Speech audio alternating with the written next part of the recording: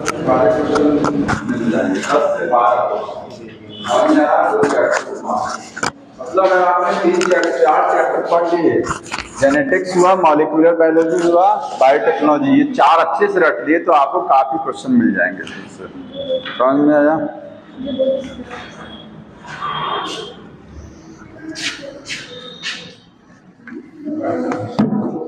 पहला चैप्टर है biotechnology principles and processes. इस चैप्टर में हमको बायोटेक्नोलॉजी में जो प्रिंसिपल्स पढ़ने हैं, एप्लीकेशन और चैप्टर में है। ठीक है, देखिए पहले थोड़ा बेसिक चीजें समझ लीजिए।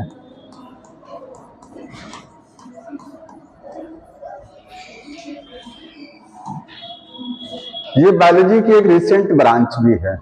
ठीक है, जो लोग बीएससी करते हैं बायोटेक्नोलॉजी से होती है, बायोटेक्नोलॉजी से एमएससी बायोटेक से होती है।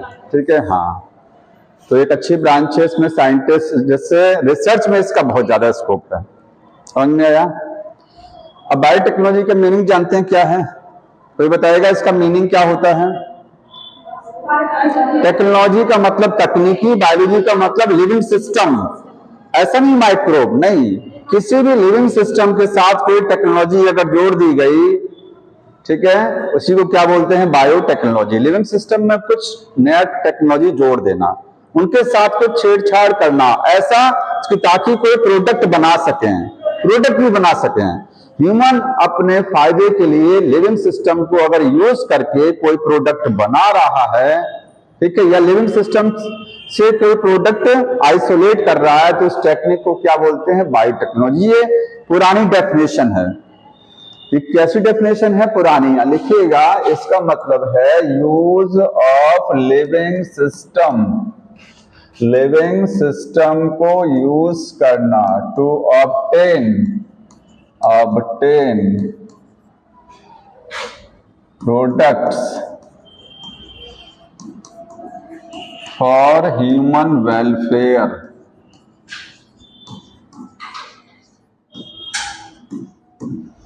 अच्छा, ये बताइए, तो प्लांट से मान लीजिए हमको फूड मिलता है, तो प्लांट से हम फूड ले रहे हैं, तो ये बायोटेक्नोलॉजी है कि नहीं है? प्लांट से लिविंग सिस्टम है प्लांट ना, उससे कोई प्रोडक्ट हम ले रहे हैं, उसका कोई प्रोडक्ट यूज कर रहे हैं, ये बायोटेक्नोलॉजी है कि नहीं है?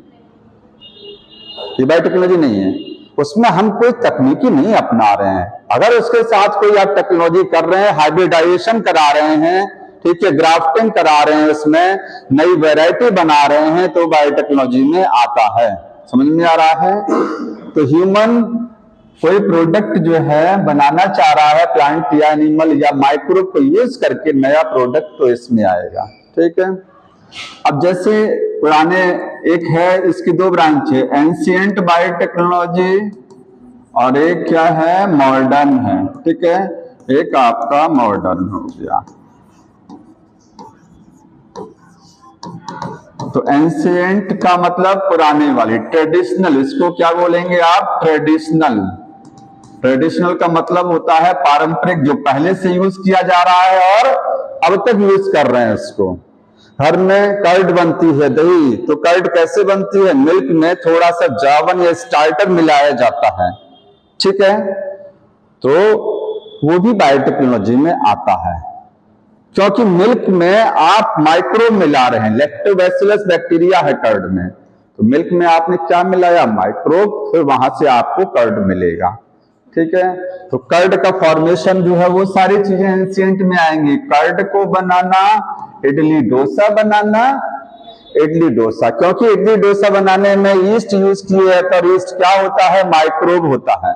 माइक्रोब की मदद से कोई प्रोडक्ट आप बना रहे हैं। ठीक है, ब्रेड का फॉर्मेशन करना, ब्रेड जो बेकिंग इंडस्ट्री होती है, जहां ब्रेड बनती है, वहां ईस्ट मिलाया जाता है। ठीक है, अल्कोहल का प्रोडक्शन करना, अल्कोहल बनाना, वाइन, अल्कोहल का सेंस क्या है यहाँ पर? बियर बनाना और वाइन बनाना। ठीक है, ये सारी चीजें हैं।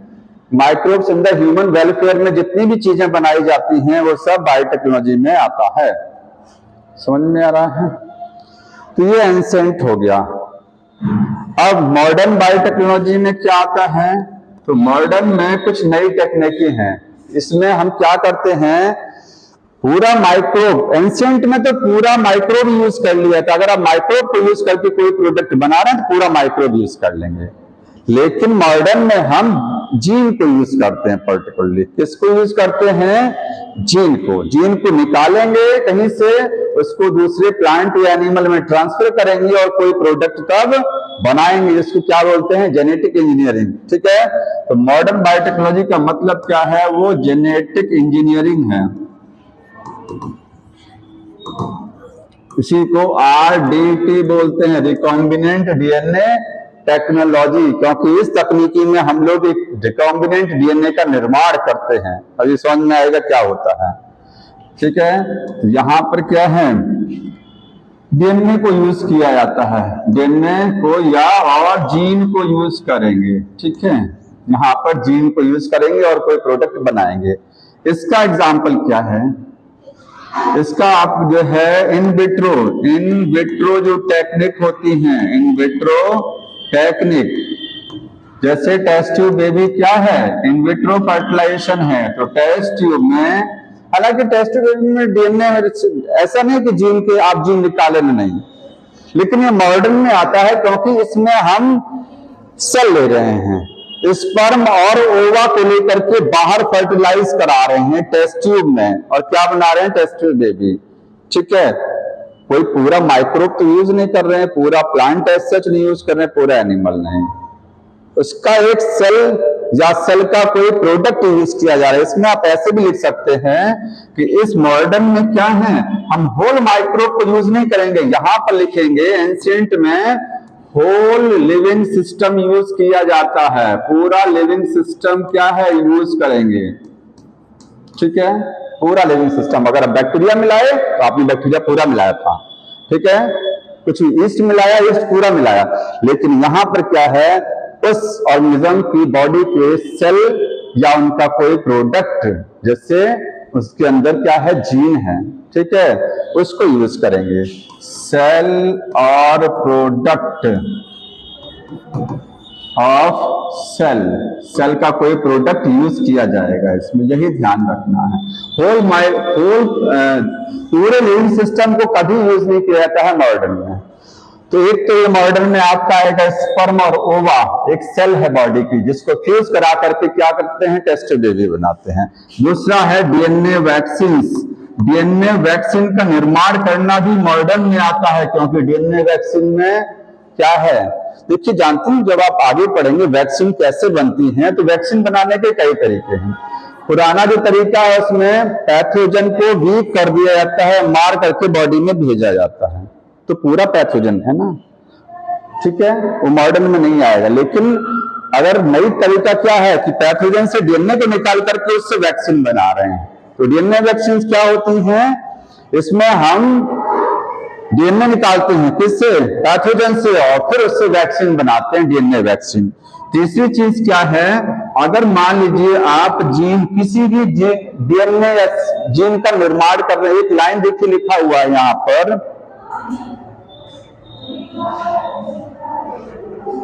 Synthesising A gene and using it. एकदम बुक को ध्यान से समझते हैं, तभी आप सारा क्वेश्चन पर कर पाएंगे फोकस। समझ में आ रहा है ना, बुक में बहुत कुछ लिखा हुआ है। सिंथेसाइजिंग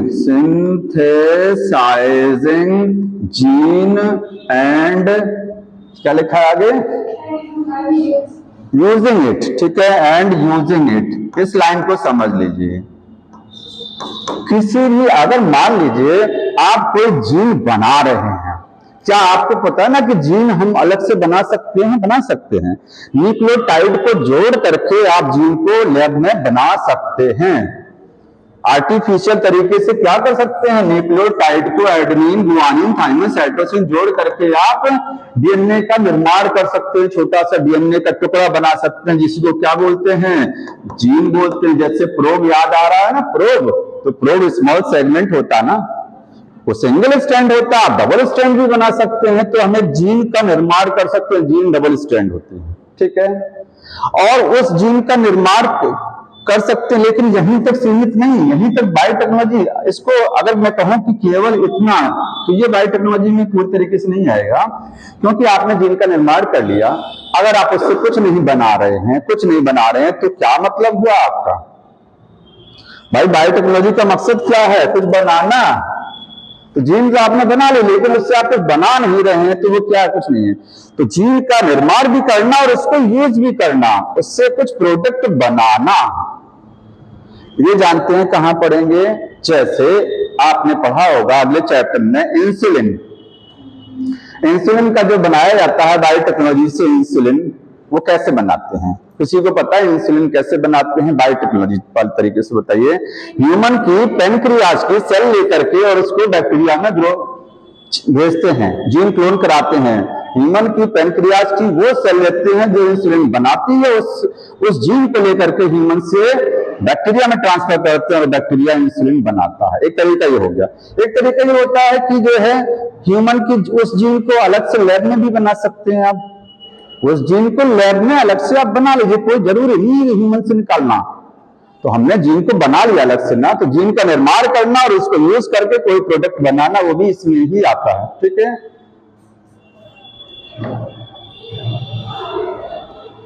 एक और चीज है correction of A gene. Correction of A gene, किसी भी जीन का करेक्शन करना या डिफेक्ट को दूर करना। ठीक है, लिखा हुआ है defective gene, correction of A defective gene, gene therapy बोलते हैं। इसी को क्या बोलते हैं? Gene therapy. इसीलिए आपको ना पहले से थोड़ी सी आइडिया होनी चाहिए चैप्टर की। आपने सबने 12th में पढ़ रखा होगा जीन थेरेपी क्या होती है। ट्रीटमेंट ऑफ ए जीन, अगर कोई जीन फॉल्टी है, खराब है, उस जीन को ठीक करना, जीन का इलाज करना, इसी को बोलते हैं जीन थेरेपी। वो भी इसी में ही आता है। ठीक है, तो ये इतनी चीजों को आप ध्यान रखिएगा। ठीक है, इसमें से खासकर इस पर जरूर ध्यान रखिएगा, ये चीज ये भी बायोटेक में ही आता है, बाकी तो सब आप जानते हैं। अब एक है EFB, European federation of biotechnology. EFB एक ऑर्गेनाइजेशन है, यूरोपियन फेडरेशन ऑफ बायोटेक्नोलॉजी। इन्होंने बायोटेक्नोलॉजी की डेफिनेशन दी थी, परिभाषा, और दिया था इन्होंने डेफिनेशन जो दी उसमें पुरानी जो मतलब दोनों तकनीकी को जोड़ दिया। पुरानी बायोटेक्नोलॉजी एंशिएंट वाली और नई वाली, दोनों को मिला करके एक अपनी नई परिभाषा बनाई। तो इन्होंने जो डेफिनेशन दिया था, डेफिनेशन किसका दिया था? ऑफ बायोटेक्नोलॉजी का। ठीक है, वो कैसे दिया था? बाय मिक्सिंग, मिक्स कर दिया था एंशिएंट व्यू, बायोटेक्नोलॉजी का जो पुराना व्यू है, एंड मॉडर्न व्यू, दोनों को जोड़ करके। ठीक है, मॉडर्न डेफिनेशन और एंशिएंट डेफिनेशन को जोड़ करके दोनों को मिलाकर के अपनी डेफिनेशन बनाई, जो एसएच बुक में लिखी हुई है। वो देखिए लिखा है, इसको देखिए, इंटीग्रेशन, इसको समझ लीजिए थोड़ा सा। Integration of natural science with organism cell और प्रोडक्ट्स, और क्या आगे प्रोडक्ट्स लिखा हुआ है, cell comma parts and molecular analogs. Cell comma वही cell comma parts and molecular analogs. ठीक है, आगे एक लाइन, आगे इसमें क्या दिखाया गया है? For product and services. ठीक है, ये है definition for product and services. इसको समझ रहे हैं? ये बायोटेक्नोलॉजी की एक नई परिभाषा दी थी। कैसे? दोनों को जोड़ दिया, पुराना जो डेफिनेशन और नई डेफिनेशन। इन्होंने इनके अकॉर्डिंग क्या है बायोटेक्नोलॉजी? क्या देखिए, इंटीग्रेशन का मतलब क्या है? समन्वय, कोऑर्डिनेशन है। दोनों डेफिनेशन को जो इंटीग्रेट करके दोनों डेफिनेशन को जोड़ा गया, तो ये इंटीग्रेशन है। किसका इंटीग्रेशन है? क्या क्या चीजें होती हैं बायोटेक्नोलॉजी में। होता यह है, ये नेचुरल साइंस का मतलब जो प्राकृतिक विज्ञान है, ठीक है, जो साइंस है, क्योंकि बायोटेक्नोलॉजी में बिना साइंस के तो कुछ हो नहीं सकता। अगर आपको साइंस की जानकारी नहीं है तो आप कुछ नहीं कर सकते हैं। तो ये साइंस का इंटीग्रेशन है, किसके साथ में है? ऑर्गेनिज्म के साथ। क्योंकि बायोटेक्नोलॉजी में हम किसी ऑर्गेनिज्म को भी तो लेते हैं, किसी ऑर्गेनिज्म को या तो पूरा यूज करते हैं, या तो उसकी कोई सेल यूज करते हैं, या तो उसके सेल का कोई हिस्सा यूज किया जाता है, या तो उसके डीएनए या आरएनए को यूज करते हैं हम लोग। या तो पूरा ऑर्गेनिज्म यूज करेंगे, या तो बॉडी की कोई सेल निकाल करके उससे कुछ बनाएंगे, या तो सेल के किसी पार्ट को यूज करेंगे, या फिर क्या है, सेल से डीएनए जेनेटिक मटेरियल को यूज किया जाएगा, कोई जीन निकालेंगे। मॉलिक्यूलर एनालॉग्स का मतलब मॉलिक्यूल होता है, और मॉलिक्यूल का यहाँ सेंस क्या है, डीएनए है या फिर जीन है, उसको निकालेंगे। ठीक है, तो ये इन चीजों का इंटीग्रेशन, इसका और इसका इंटीग्रेशन किसके साथ में है? चारों चीजों का नेचुरल साइंस के साथ में है। वो चार चीजों का इंटीग्रेशन नेचुरल साइंस के साथ में है। तो ये सारी चीजें रहेंगी तभी आप बायोटेक्नोलॉजी कर पाएंगे। और किसके लिए करते हैं ये सारी चीजें? प्रोडक्ट बनाने के लिए। और साथ में क्या है? सर्विसेज जानते हैं क्या है? सर्विस। कैसी सर्विस दी जाती है इसमें? हाँ, मार्केट में सप्लाई देना, मार्केट में सर्विस देना। और एक चीज ये भी है, जैसे पीसीआर एक टेक्निक का नाम है, ठीक है, और एलाइजा एक टेक्निक का नाम है, तो वो भी क्या है, वो सर्विसेज में आता है, पीसीआर और एलाइजा। तो ये डेफिनेशन को आप ध्यान रखिएगा। आगे देखिए, स्टार्टिंग में इस चैप्टर में थोड़ा छोटी छोटी चीजें दी हुई हैं। ऐसा नहीं कि एक टॉपिक स्टार्ट कर दो चलते रहे, नहीं, ऐसा नहीं है। शुरुआत में इसने ओवरव्यू दे दिया हुआ है, तो आप ऐसे समझिएगा इसको। प्रिंसिपल्स, हाँ, चेक कर लीजिए, नहीं पता है। प्रिंसिपल्स ऑफ बायोटेक, ठीक है, आप देख लीजिएगा, क्योंकि कोई जरूरत नहीं है फादर की, तो इसलिए कभी आता वाता नहीं है तो पता भी नहीं है। प्रिंसिपल्स ऑफ बायोटेक्नोलॉजी क्या है? किस सिद्धांत पर बायोटेक्नोलॉजी काम करता है? ध्यान से देखिएगा, दो सिद्धांत हैं। पहला क्या है? जेनेटिक इंजीनियरिंग, जेनेटिक इंजीनियरिंग, ठीक है, इसी को बोलते हैं रिकॉम्बिनेंट डीएनए टेक्नोलॉजी। मतलब बायोटेक्नोलॉजी में जो हम मेन काम क्या करते हैं, जीन की इंजीनियरिंग कराते हैं। एक जीन को यूज करेंगे, उससे कुछ नया बनाएंगे, ठीक। और दूसरी चीज क्या करते हैं इसमें? Bio process engineering, bio process engineering, ठीक है। इसी को एक नाम और बोलते हैं स्टेरिलाइजेशन। क्या बोला जाता है? Sterilisation, sterilisation. पूरे चैप्टर में पढ़ना क्या है? ये पूरे चैप्टर में आपको जेनेटिक इंजीनियरिंग पढ़नी है, ठीक है।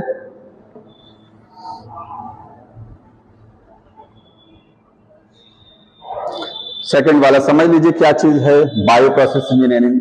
जब आप बायोटेक्नोलॉजी का एक्सपेरिमेंट लैब में कराते हैं, ठीक है, कोई जीन को निकाला कहीं से, कहीं भेजा, कोई प्रोडक्ट बनाया, तो उस जगह जो कंडीशन होती है वो क्या है? बहुत हाइजीनिक होनी चाहिए। ऐसा नहीं है कि बिना हाथ पैर धोए और सो उठ के चले गए एक्सपेरिमेंट करने लैब में, पता लगा आपके हाथ में इन्फेक्शन है, वो चला जाएगा उसमें इन्फेक्शन, बना कुछ और रहे, साथ में कुछ और कीटाणु उसमें जीवाणु क्या है, ग्रो कर जाएंगे। तो हाइजीनिक कंडीशन होनी चाहिए, ठीक है, क्योंकि अनवांटेड इन्फेक्शन को हमको हटाना है, कोई इन्फेक्शन नहीं आने पाए, ठीक है। ये किसके लिए किया जाता है? टू रिमूव अनडिजायरेबल का मतलब अवांछनीय, जिसको नहीं चाहते हैं, इन्फेक्शन, ठीक है। तो इन्फेक्शन को हटाने के लिए हम क्या करेंगे? ये चीज बुक में लिखा है इस प्रोसेस के द्वारा अगर आप ये कर रहे हैं स्टेरिलाइजेशन, तो फायदा क्या होगा इससे आपके डिजायर्ड जो माइक्रोब होंगे केवल वही ग्रो करेंगे लार्ज स्केल पर, अनडिजायर्ड माइक्रोब जो है वो ग्रो नहीं करेंगे। ठीक है, अब कुछ थोड़ी सी कहानी दी हुई है इसमें, और थोड़ा सा पॉइंट वाइज नोट कर लीजिएगा, समझ लीजिए। एसेक्सुअल रिप्रोडक्शन सबको पता है। एसेक्सुअल रिप्रोडक्शन में क्या है? नो वेरिएशन, पता है ना, कोई वेरिएशन नहीं आता है। ठीक है, ऑफस्प्रिंग जो बनते हैं वो क्या होते हैं? एग्जैक्ट टू कॉपी होते हैं, क्लोन्स बोले जाते हैं, इतना पता है। सेक्सुअल रिप्रोडक्शन का फायदा क्या है? सेक्सुअल रिप्रोडक्शन का फायदा सबसे बड़ा ये है कि वहां पर वेरिएशन आता है। ठीक है, वेरिएशन, ठीक। लेकिन सेक्सुअल रिप्रोडक्शन में ठीक है वेरिएशन आता है, लेकिन आप अपनी इच्छा के अकॉर्डिंग काम नहीं कर सकते हैं। समझ में आया? आप अपनी इच्छा के अकॉर्डिंग काम नहीं कर सकते हैं इसमें। जैसे मान लीजिए आपके पास क्या है, एक जो है कोई नई वैरायटी बना रहे हैं, काव है, और एक आपके पास क्या है, बुल है। काव बहुत अच्छा खासा मिल्क देती है, ठीक है, अच्छा मिल्क यील्डिंग प्रॉपर्टी है, लेकिन इसमें क्या है, ये डिजीज, इसको बीमारी बहुत जल्दी पकड़ लेती है। ठीक है, ये डिजीज रेजिस्टेंट नहीं है, डिजीज रेजिस्टेंट नहीं है, ये इसके अंदर बीमारी की प्रतिरोधक क्षमता नहीं है, जल्दी बीमार पड़ जाती है। तो आप इसके बच्चे बनाना चाहते हैं, इससे अगली जनरेशन चाहते हैं कि ऐसी जनरेशन मिले कि जो मिल्क भी बहुत अच्छा हो और क्या है, बीमारी भी ना हो इसको। तो क्या करेंगे, इसको एक ऐसे बुल के साथ क्रॉस कराएंगे जो बुल क्या है, डिजीज रेजिस्टेंट हो वो बुल। ठीक है, डिजीज रेजिस्टेंट हो, सेक्सुअल रिप्रोडक्शन करा देंगे तो आपको यहाँ जो ऑफस्प्रिंग मिलेगा, अब वो क्या मिलेगा, मिल्क यील्डिंग तो मिलेगा ही, क्योंकि काव कैसी थी, मिल्क यील्डिंग थी, साथ में डिजीज रेजिस्टेंट प्रॉपर्टी यहां से कहां आ जाएगी, काव में। तो जो बच्चे इसके आएंगे, काफ जो आएंगे, वो क्या है, उनमें मिल्क भी बहुत अच्छा रहेगा और डिजीज रेजिस्टेंट वाले रहेंगे। लेकिन क्या ये गारंटी है कि ऐसा आ जाएगा? गारंटी नहीं है। एक मेल और एक फीमेल जब क्रॉस, मेल फीमेल में जब रिप्रोडक्शन होता है, तो जो कैरेक्टर मेल में है, जो फीमेल में, कौन सा पता कि कौन सा कैरेक्टर बच्चों में आएगा, डिसाइड नहीं होता ना। माँ बाप से कौन सा कैरेक्टर बच्चों में आएगा ये कोई डिसाइड नहीं होता है। ऐसे यहां पर है कि क्या गारंटी है कि इसका मिल्क यील्डिंग प्रॉपर्टी या इसका डिजीज रेजिस्टेंट पावर इसके अंदर आ ही जाए? कोई गारंटी नहीं है, आ भी सकता, नहीं भी आ सकता। समझ में आया? बहुत सारी जीन्स होती हैं, तो कौन सी जीन, जो आप जानते हैं ना, जो बाइवेलेंट जो बनता है, बाइवेलेंट इसके बाद एक्सचेंज होता है, क्रॉसिंग ओवर, तो क्रॉसिंग ओवर के टाइम पर कौन सी जीन कहां गई ये नहीं पता लगता है। इसीलिए सेक्सुअल रिप्रोडक्शन का एक थोड़ा सा ड्रॉबैक यही है कि हम अपनी इच्छा के अकॉर्डिंग इसमें ऑफस्प्रिंग नहीं बना सकते हैं, अपनी इच्छा के अकॉर्डिंग नहीं बना सकते हैं। ठीक है,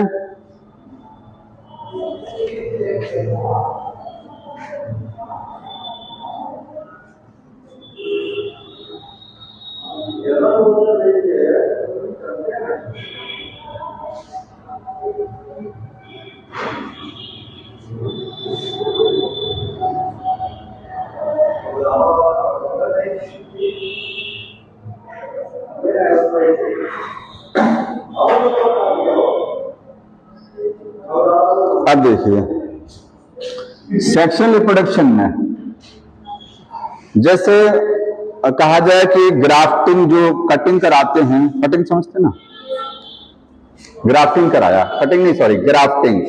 आप प्लांट में प्लांट ब्रीडर्स जो होते हैं, एक टॉपिक पढ़ा होगा ना, सेक्सुअल रिप्रोडक्शन का फ्लावरिंग प्लांट में दिया हुआ है, आर्टिफिशियल हाइब्रिडाइजेशन। प्लांट में नई वैरायटी बनाना, ठीक है, बहुत सारे प्लांट में नई नई वैरायटी आ रही है। एनिमल्स में नई वैरायटी, एनिमल्स में कैसे बनाते हैं, आर्टिफिशियल इंसेमिनेशन। फीमेल है, मेल का अच्छी क्वालिटी का सेमेन ट्रांसफर कर दिया तो उसके जो बच्चे बनेंगे वो बढ़िया बनेंगे। ठीक है, ऐसे आप प्लांट में बनाना चाहते हैं, अच्छी क्वालिटी का पॉलन ग्रेन स्टिग्मा पर डस्ट कर दिया, बढ़िया बन गया क्वालिटी। ठीक है, या फिर आप क्या कर दिए, ग्राफ्टिंग करा दिए। ग्राफ्टिंग समझते ना, एक प्लांट लगा, दूसरे प्लांट का स्टेम लाके काट के जोड़ दिया। ये ट्रेडिशनल हाइब्रिडाइजेशन टेक्निक है, पुरानी वाली है। ठीक है, इसमें समस्या ये आती है कि जो जीन अच्छी है और जो अच्छी नहीं है, मतलब सारे करेक्टर आपके ऑफस्प्रिंग में आ जाएंगे। आपके अपने हिसाब से करेक्टर नहीं आएगा जो आप चाहते हैं। अपने हिसाब से करेक्टर कहां आएगा? जब आप कोई प्लांट कहीं से जीन लेंगे और उस जीन को क्या करेंगे? मल्टीप्लाई कराएंगे। ठीक है, तो एक लाइन यहां पढ़ लीजिए, वही मैं समझाना चाह रहा था। ट्रेडिशनल हाइब्रिडाइजेशन प्रोसीजर मिल गया आपको। देखिए, यू प्रोबेबली एप्रोप्रिएट लिखा ना, उसी में एक लाइन है, 5वीं 6वीं लाइन लिखी हुई है। Traditional hybridization procedure used in the plant and animal very often lead to the inclusion and multiplication of the undesirable gene with the desirable gene। यहां एक मैं लिख दे रहा हूं, जो ट्रेडिशनल है, traditional hybridisation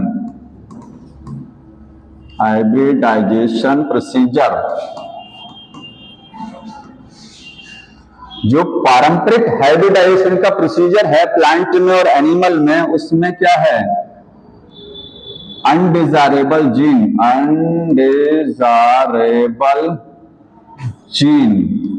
also multiplied with desirable gene। मतलब जिस जीन को आप नहीं चाहते हैं कि वो आए, वो जीन भी क्या है? पेरेंट से बच्चे में आ जाती है, क्योंकि आप रोक नहीं सकते हैं। ठीक है, तो सारे के सारे जीन क्या है? ट्रांसफर हो जाते हैं। ये इसमें दिया हुआ है। अब देखिए आगे,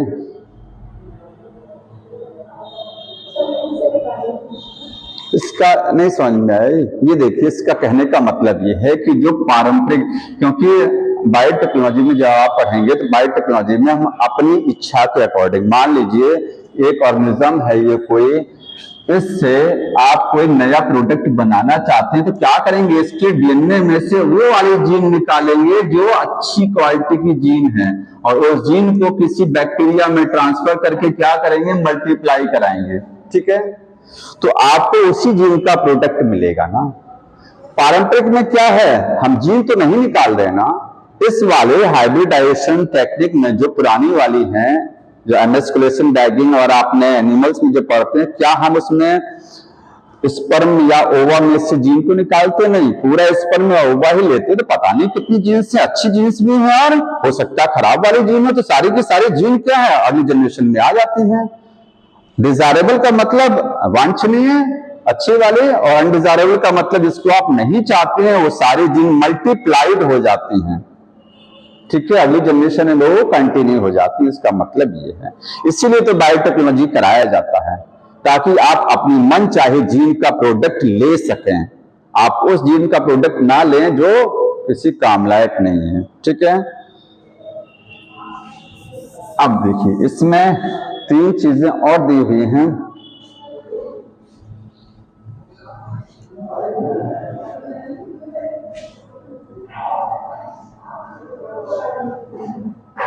जेनेटिक इंजीनियरिंग करने के लिए आपको क्या क्या चाहिए? अगर आपको जेनेटिक इंजीनियरिंग कर रहे हैं, जेनेटिक इंजीनियरिंग,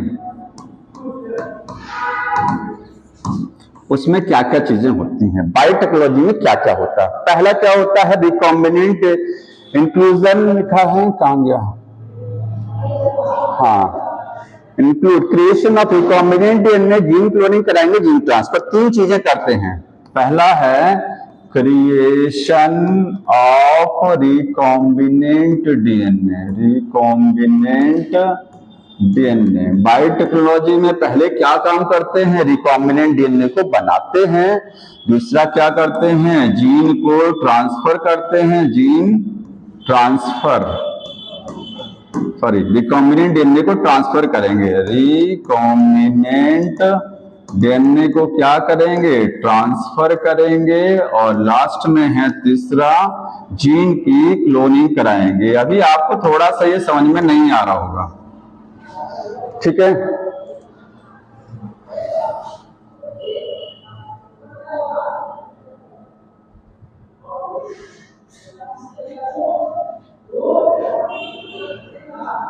अब देखिए, अब असली चीज समझने वाली समझ लीजिए। देखिए, यहां तक छोड़ दीजिए। किसी भी बायोटेक्नोलॉजी एक्सपेरिमेंट में, बायोटेक,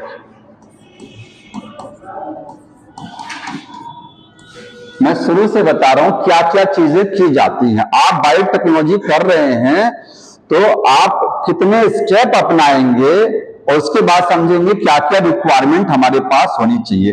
पहला स्टेप बताइए क्या करेंगे। कहीं से एक अच्छी जीन को खोज के लेके आएंगे, क्योंकि इसमें हम क्या करते हैं, किसी जीन को मल्टीप्लाई कराते हैं। समझ में आ रहा है? अच्छा, कोई बताएगा क्या जरूरत है किसी भी जीन को मल्टीप्लाई कराने की? मान लीजिए ये प्लांट है, इस प्लांट में क्या है, एक अच्छी खासियत ये है कि ये ड्रॉट रेजिस्टेंट है। क्या है? ड्रॉट रेजिस्टेंट है, सूखे को सहन कर सकता है, तो इसकी खासियत है ना। तो आप चाहते हैं कि ये वाली प्रॉपर्टी मैं किसी दूसरी प्लांट में भेज दूं, वो भी क्या हो जाएगा, ड्रॉट रेजिस्टेंट बन जाएगा, वो भी सूखे को क्या है, सहन कर सकता है। ठीक है, कम पानी में वो भी जिंदा रह सकता है। तो आप क्या करेंगे, यहां से वो जीन निकालेंगे, कौन सी वाले, जिसकी वजह से इसमें ड्रॉट रेजिस्टेंट क्षमता डेवलप हुई है, और उस जीन को निकाल करके क्या करेंगे, मल्टीप्लाई कराएंगे। उस जीन को निकाल करके उस प्लांट में आप भेजेंगे जिसमें आप क्या करना चाहते हैं, वो क्षमता विकसित करना चाहते हैं। ठीक है, या तो अगर इस प्लांट में, ये प्लांट मान लीजिए कोई प्रोडक्ट बना रहा है, कोई भी प्रोडक्ट बना रहा है, तो उस प्रोडक्ट को आप चाहते हैं बहुत बड़े स्केल पर जल्दी जल्दी और ज्यादा प्रोडक्ट बनाना चाहते हैं, तो उस प्लांट से उस जीन को आप निकालेंगे और क्या करेंगे, उसको एक बैक्टीरिया में ग्रो कराएंगे, और बैक्टीरिया क्या करेगा, वो प्रोडक्ट को बनाएगा। तो पहला जो स्टेप होता है बायोटेक्नोलॉजी में, वो क्या है, आइसोलेशन ऑफ जीन। किसी जीन को क्या करेंगे, आइसोलेशन करेंगे। ठीक है, ये जो जीन होती है इसको बोलते हैं एलियन डीएनए या फॉरेन जीन। इसके 3 नाम हैं, ध्यान सुनिएगा। इसको एलियन डीएनए बोलते हैं या फॉरेन जीन बोलते हैं। फॉरेन जीन क्यों है, क्योंकि ये जीन कहीं से लाई गई है। ठीक है, फॉरेन जीन या एलियन डीएनए जिसको आप यूज करना चाह रहे हैं। अब क्या करेंगे, अगला बताइए। पहले आप जीन को ले आए, फिर क्या करेंगे, इस जीन को एक प्लाज्मिड में जोड़ेंगे। ठीक है, तो ट्रांसफर करेंगे,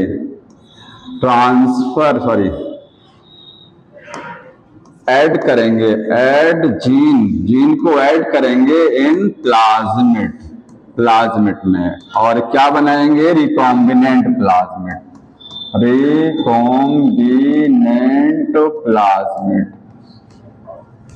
पहले सारे स्टेप लिख लीजिए, एक एक स्टेप जानते हैं, एक एक स्टेप पे समझाना है। तीसरा क्या है, थर्ड, आपने रिकॉम्बिनेंट प्लाज्मिड बना लिया, उसके बाद इस प्लाज्मिड को ट्रांसफर करेंगे किसी होस्ट सेल में। ठीक है, तो ट्रांसफर करेंगे प्लाज्मिड को इन होस्ट सेल में। और चौथा क्या है, होस्ट सेल में जाएगा, वो प्रोडक्ट बनाएगा। ठीक है, और उस प्रोडक्ट को वहां से आइसोलेट कर लेंगे। तो आइसोलेशन ऑफ प्रोडक्ट, अरे वो एक क्या है, बीच में एक तरीका और है, वो क्या है, स्क्रीनिंग कराएंगे, होता ना, सिलेक्शन जिसको आप बोलते हैं। ठीक है, रिकॉम्बिनेंट होस्ट सेल को सेलेक्ट कराते हैं। तो बीच में एक लिख लीजिएगा, 4 नंबर में यहां लिख दे रहा हूं। हाँ, क्या कह रहे हैं बताइए, आप कुछ कह रहे हैं, selection of recombinant host cell, कुछ कह रहे हैं क्या? 5 में ये कुछ बता रहे हैं। हाँ, यही है ना, सिलेक्शन कराएंगे, लास्ट में आइसोलेशन ऑफ प्रोडक्ट कर लेंगे। अब थोड़ा सा एक एक करके सबको जान लीजिए। तो पहले ये जानिए, इसमें देखिए, कोई भी जीन है जो इसमें मैं बुक के अकॉर्डिंग बता रहा हूं आपको, प्लाज्मिड समझाना है हमको,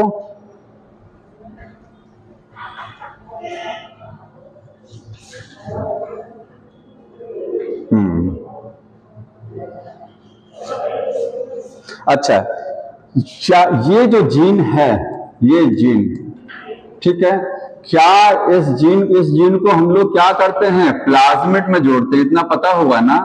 किसी भी जीन को किसमें जोड़ा जाता है? प्लाज्मिड में। तो बताइए प्लाज्मिड में जोड़ने की जरूरत क्या होती है? प्लाज्मिड क्या है? एक वेक्टर है, वेक्टर। इतना तो पता होगा आपको कि जीन को कहीं से जो जीन हम लेते हैं, डिजायर्ड जीन, उसको एक प्लाज्मिड में जोड़ते हैं, इसके बाद वो रिकॉम्बिनेंट प्लाज्मिड बनता है और उसको होस्ट सेल में भेजते हैं। तो क्या जरूरत है? बताइए क्या जरूरत है इसको जोड़ने की? नहीं, जीन अकेले मल्टीप्लाई नहीं कर सकता। ध्यान सुनिएगा, बहुत छोटी छोटी चीजें हैं ये। जीन मल्टीप्लाई, क्योंकि बाय हमारा मकसद क्या है? जीन जानते हैं, जीन क्लोनिंग जो एक वर्ड यूज किया जाता है, जीन क्लोनिंग, उसका मतलब क्या है? किसी भी जीन की मल्टीपल कॉपी बनवाना। वो कॉपी कहां बनाई जा सकती है? जीन को आप होस्ट सेल में भेजेंगे। अगर आपके पास ये जीन है और चाहते हैं जीन से कोई प्रोडक्ट बनाना, तो प्रोडक्ट बनेगा कैसे? कैसे बनेगा? इस जीन को क्या करेंगे? इस जीन को किसी सेल में आपको भेजना पड़ेगा ना, क्योंकि डीएनए कोई प्रोडक्ट तब बनाएगा जब वो कहीं सेल में जाएगा। हम सेल कौन सी लेते हैं अक्सर? E coli. कौन सी सेल लेते हैं? इस सेल में भेजते हैं, ई कोलाई। ठीक है, तो ये जो जीन है इसको क्या करते हैं? प्लाज्मिड में आप जोड़ते हैं। तो क्या जरूरत है प्लाज्मिड में? डायरेक्ट नहीं भेजा जा सकता क्या ई कोलाई में? बताएंगे, कोई डायरेक्ट नहीं भेज सकते हैं? हाँ, उसको डायरेक्ट नहीं भेजा जा सकता है, डायरेक्ट जाएगा नहीं, मल्टीप्लाई नहीं करेगा। हमारी बॉडी से कोई जीन निकाल लीजिए और उसको किसी सेल में भेज दीजिए तो मल्टीप्लाई नहीं करेगा। क्यों? क्योंकि ओरिजिन ऑफ रेप्लिकेशन होना चाहिए। आपको पता है कि डीएनए में रेप्लिकेशन कहां से चालू? अरे भाई ये जीन है, ये मल्टीप्लाई करने का मतलब ये डीएनए है ना, इसका रेप्लिकेशन कराना पड़ेगा। तो रेप्लिकेशन कब होगा? जब उसमें ओआरआई साइट होगा। तो इस जीन में ओआरआई साइट नहीं होती है, इसलिए जीन को हमको प्लाज्मिड में जोड़ना पड़ता है, क्योंकि प्लाज्मिड में हम जानते हैं क्या है? ओआरआई साइट है।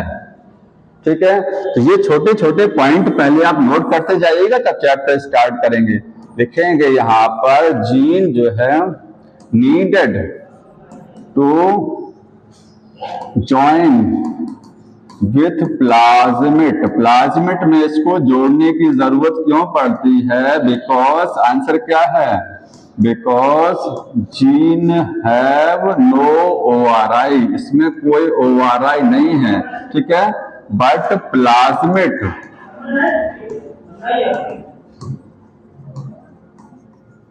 तो जीन को अगर मल्टीप्लाई कराना है तो ओआरआई का साइट होना जरूरी है।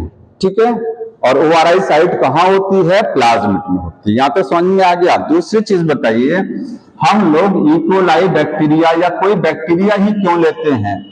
जनरली किसी भी जीन का प्रोडक्ट अगर आपको बनाना है तो इतना पता होगा कि बैक्टीरिया लिया जाता है। तो बैक्टीरिया के अलावा कुछ और नहीं ले सकते? क्या हम जीन को प्लांट में डायरेक्ट नहीं भेज सकते हैं? अगर हमको कोई प्रोडक्ट बनाना है, मान लीजिए इंसुलिन बनाना है, तो इंसुलिन बनाने के लिए अगर ह्यूमन से जीन निकाली गई, कौन सी वाली? इंसुलिन वाली, तो उसको क्या हम ई कोलाई में भेजते हैं? क्या हम उसको किसी प्लांट में नहीं बना सकते हैं? टाइम ज्यादा लगेगा, क्योंकि प्लांट का लाइफ साइकिल लंबा होता है, बैक्टीरिया का लाइफ साइकिल छोटा होता है। 20 मिनट में वो डिवाइड करता चला। जितनी बार डिवाइड करेगा बैक्टीरिया, आपने जो जीन यहां भेजा है वो जीन उतनी बार डिवाइड करेंगे जितनी बार ये बैक्टीरिया डिवाइड करेगा। ठीक है, तो प्लाज्मिड जो होता है, देखिए प्लाज्मिड का फायदा जानते हैं क्या है? प्लाज्मिड का एक बेनिफिट ये है कि ये जीन को क्या करता है? कैरी करता है। Carry gene into host cell. Host cell में जीन को भेजना है तो किससे भेजेंगे? प्लाज्मिड से। पहला फायदा ये हो गया। दूसरा फायदा प्लाज्मिड का होता है अलाउ मल्टीप्ली या हेल्प्स लिखेंगे, हेल्प्स मल्टीप्लिकेशन ऑफ जीन। ये जीन को मल्टीप्लाई कराने में मदद करता है, क्योंकि जीन अकेले मल्टीप्लाई नहीं कर सकती है बिना प्लाज्मिड के। ठीक है, समझ में आ गया? तो ये एडवांटेज है प्लाज्मिड का। अब इसके बाद में आ गया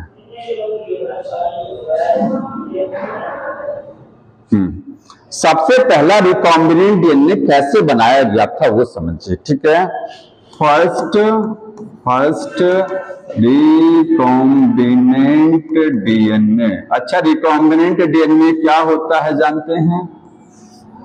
होता क्या रिकॉम्बिनेंट डीएनए? जब हम जीन को किसमें जोड़ते हैं? वेक्टर में। वेक्टर क्या है? डीएनए है, ठीक है।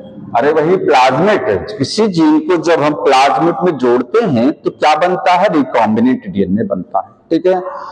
कैसे बनाया गया पहला रिकॉम्बिनेंट डीएनए, इसको समझना। तो पहला रिकॉम्बिनेंट डीएनए किसने बनाया?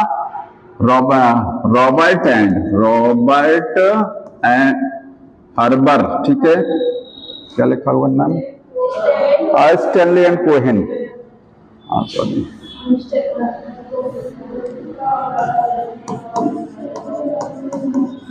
स्टैनले एंड कोहेन, ठीक है। इन्होंने सबसे पहले क्या किया? रिकॉम्बिनेंट डीएनए बनाया। समझ में आया? वही तो पूरा नाम मैं देख रहा था। बोयर, हाँ, बोयर एंड कोहेन लिखेंगे, सॉरी।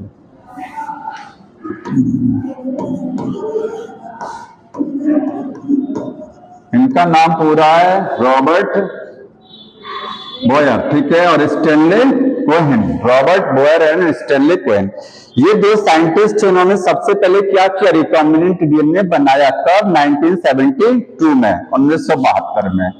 कैसे बनाया? कोई बताएगा रिकॉम्बिनेंट डीएनए कैसे बनाया?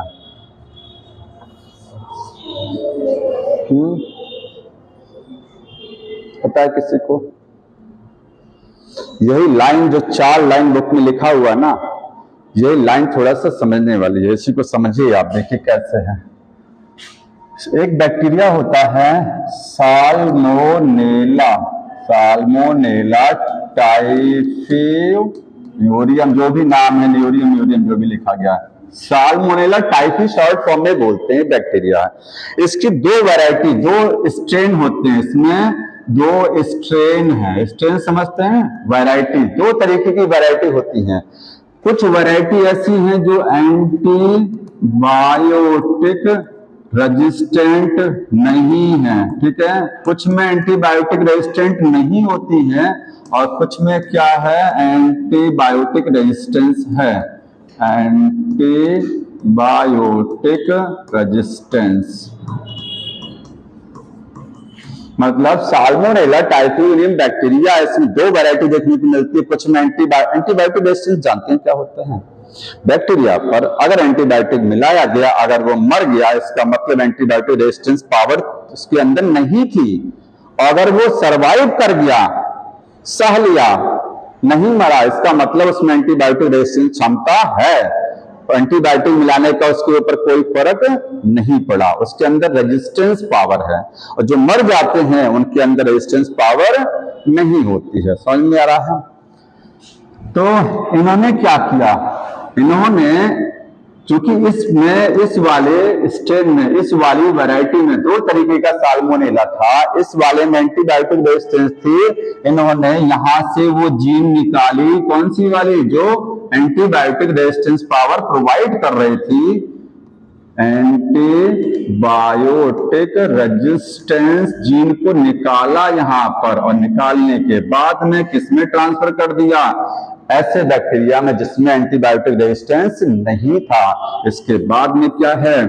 इन्होंने एक ऐसा, मतलब इस बैक्टीरिया को भी क्या बना लिया? इस बैक्टीरिया को भी, जिसके अंदर एंटीबायोटिक रेजिस्टेंस नहीं था, उसको भी रेजिस्टेंस बना दिया, ठीक है।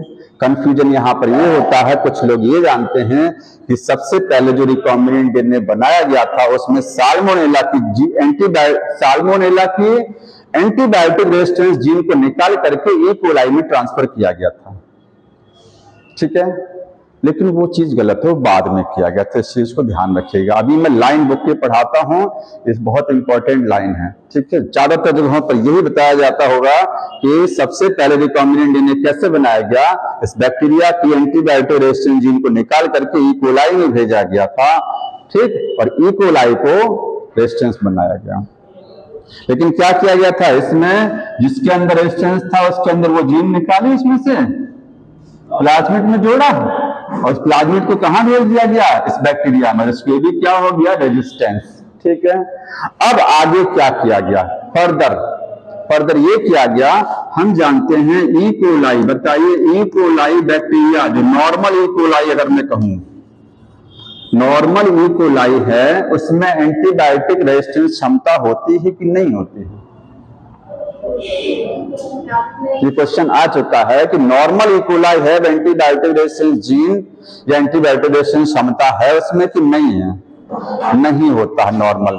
तो क्या किसी ई कोलाई में नहीं होता? नहीं होता, बहुत सारी ई कोलाई में। ध्यान सुन लीजिएगा, ई कोलाई में बहुत सारी ई कोलाई ऐसे, इसमें एंटीबायोटिक रेजिस्टेंस क्षमता है, एंटीबायोटिक मिलाने पर नहीं मरते, लेकिन नॉर्मल का मतलब जो है, जो बीमारी कॉज नहीं कराते, जैसे हमारे अंदर कहा जाए ई कोलाई है कि नहीं है? है। सबसे कोलाई बैक्टीरिया हमारी आंतों में रहता है, ठीक है, विटामिन के बनवाता है, फायदेमंद है, तो उसके अंदर एंटीबायोटिक रेजिस्टेंस क्षमता नहीं है। इसीलिए ज्यादा एंटीबायोटिक खाने पर, ज्यादा एंटीबायोटिक जो लोग खाते हैं, नुकसान क्या होता है, ये बैक्टीरिया आंतों वाला मर जाता है और पेट खराब होने लगता है। ज्यादा एंटीबायोटिक लेने पर आपका डाइजेशन खराब क्यों होता है? क्योंकि ई कोलाई बैक्टीरिया जो आपके इंटेस्टाइन में है, वो डाइजेशन में मदद करता है। जब एंटीबायोटिक ले लेंगे तो मर जाएगा, क्योंकि उसके अंदर वो रेजिस्टेंस क्षमता है ही नहीं है, वो नॉर्मल वाला है, वो बीमारी नहीं कराता है। ठीक है, तो नॉर्मल का मतलब जो होता है वो नॉन पैथोजेनिक। ये क्या है?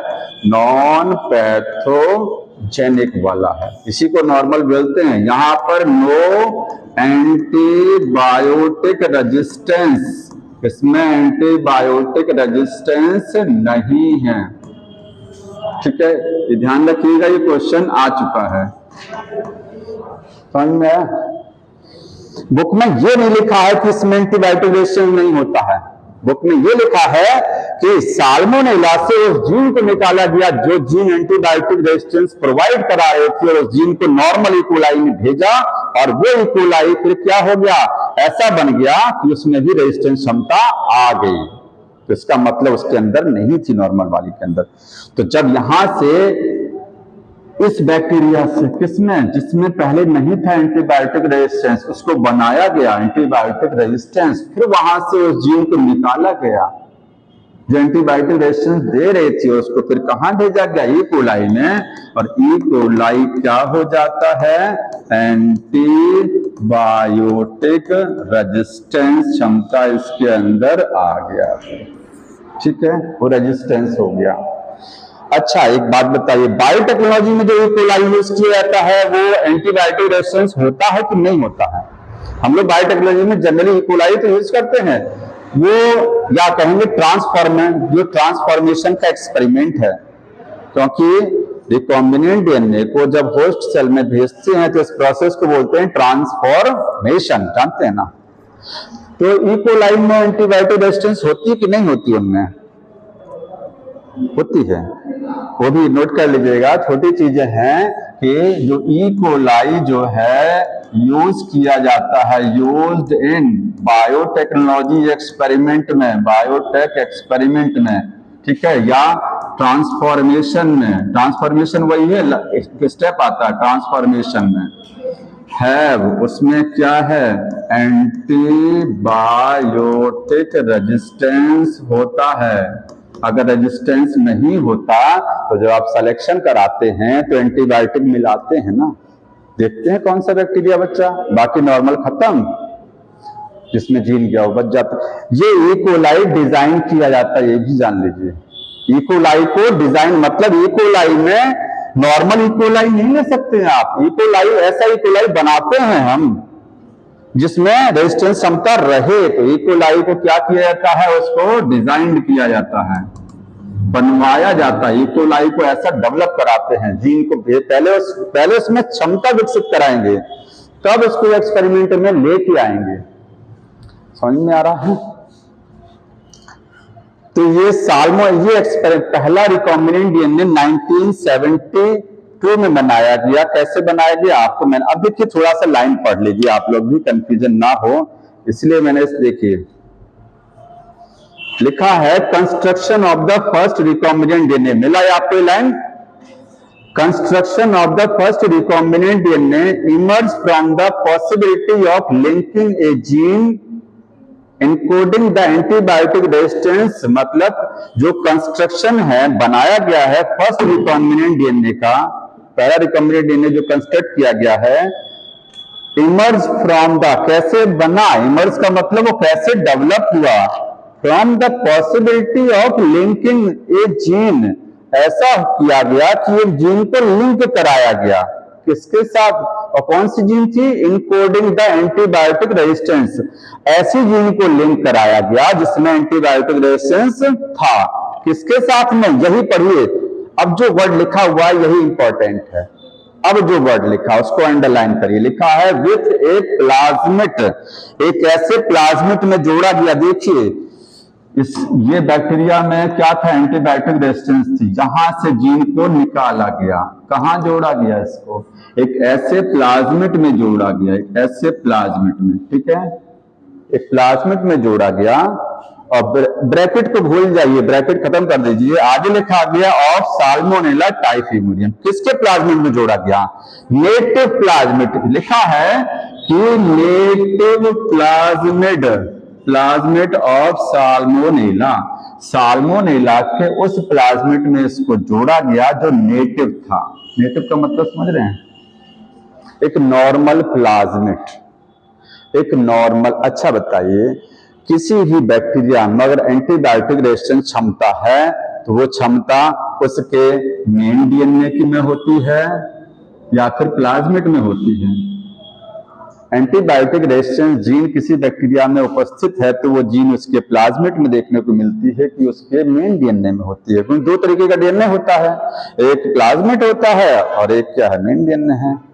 किसमें होता है antibiotic resistance gene, main DNA में कभी नहीं होता है, प्लाज्मिड में होती है, ध्यान रखिएगा, सारे बैक्टीरिया में एंटीबायोटिक रेजिस्टेंस नहीं है, जिसमें है उसमें वो जीन प्लाज्मिड में लगी हुई है, आपके पास दो तरीके का साल्मोनेला था, एक ये वाला एक ये, इसमें एंटीबायोटिक रेजिस्टेंस था, इसका मतलब इसके प्लाज्मिड में वो जीन लगा हुआ है, ये बैक्टीरिया रेजिस्टेंस नहीं था तो इसके प्लाज्मिड में वो जीन नहीं थी, तो इसी प्लाज्मिड को नेटिव प्लाज्मिड बोला जाता है, जो नेटिव प्लाज्मिड है वो नॉर्मल प्लाज्मिड है जिसमें कोई रेजिस्टेंस पावर ही नहीं है, समझ में आया, ठीक है, क्योंकि यहां से जब जीन आप इसमें भेजना चाह रहे हैं, ध्यान सुनिएगा, एक बैक्टीरिया से जीन दूसरे में भेजना चाह रहे हैं तो क्या हवा में उड़ा के भेजेंगे जीन को, कैसे भेजी जाएगी जीन, इस बैक्टीरिया से आप इसमें जीन भेजना चाह रहे हैं तो कैसे भेजेंगे, यहां से जीन निकालेंगे,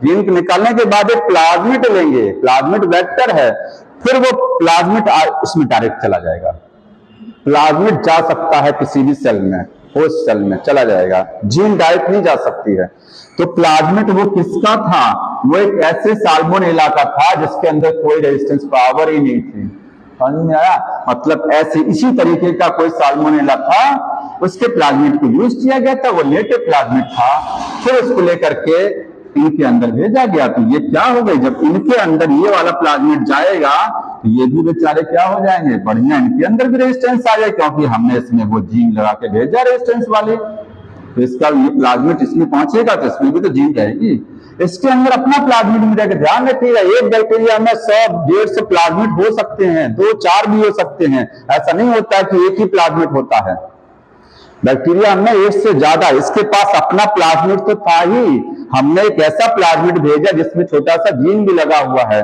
तो वो जीन क्या करेगी, इसको रेजिस्टेंस प्रोवाइड कराएगी, इसके पास अपना प्लाज्मिड तो है ही है, ठीक है, जब प्लाज्मिड बताएंगे ना टॉपिक प्लाज्मिड अभी आगे बता देंगे, तो उसमें बहुत सारी चीजें आपको नोट कर लीजिएगा, कंफ्यूजन ना हो आपको, ये समझ में आया, ये बाद में ई कोलाई में बाद में भेजा गया था, ठीक है,